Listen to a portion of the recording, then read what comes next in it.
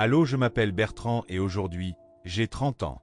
Issu d'une famille modeste de Yaoundé, avec un père menuisier et une mère ménagère, j'ai toujours dû multiplier les petits boulots pour financer mes études.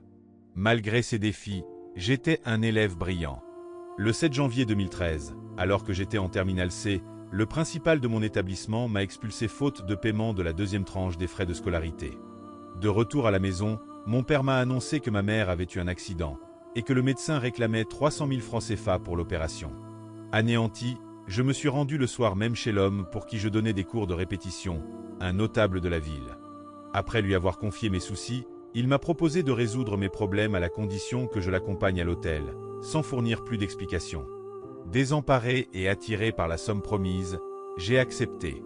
À l'hôtel, il a déposé 500 000 francs CFA sur la table, m'indiquant que cet argent serait à moi si nous faisions l'amour. Après quelques minutes de réflexion, pensant à ma mère, j'ai cédé.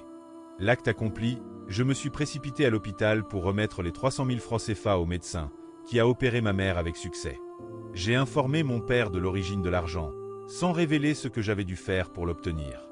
Le lendemain, j'ai réglé la totalité de mes frais de scolarité, mais une honte indicible m'empêchait désormais de regarder mes parents dans les yeux.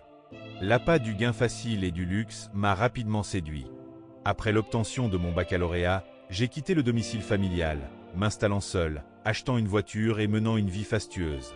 Un jour, mon bienfaiteur m'a introduit dans une réunion étrange, suggérant que nous devions passer à la vitesse supérieure. Naïf, je n'ai pas compris ses intentions. Peu après, il m'a appelé, m'ordonnant de lui donner ma mère sous 2 semaines. Terrifié, j'ai refusé. À l'issue de ce délai, des événements étranges ont bouleversé ma vie.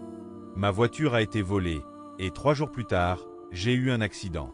Toutes mes économies ont été englouties dans les frais médicaux. Incapable de payer mon loyer, j'ai été expulsé. Aujourd'hui, j'ai tout perdu. Je parcours les églises, en quête de délivrance. Je viens de partager avec vous une histoire profondément personnelle et émouvante.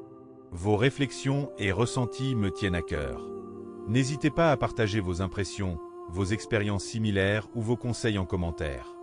Votre participation est précieuse et enrichira notre échange.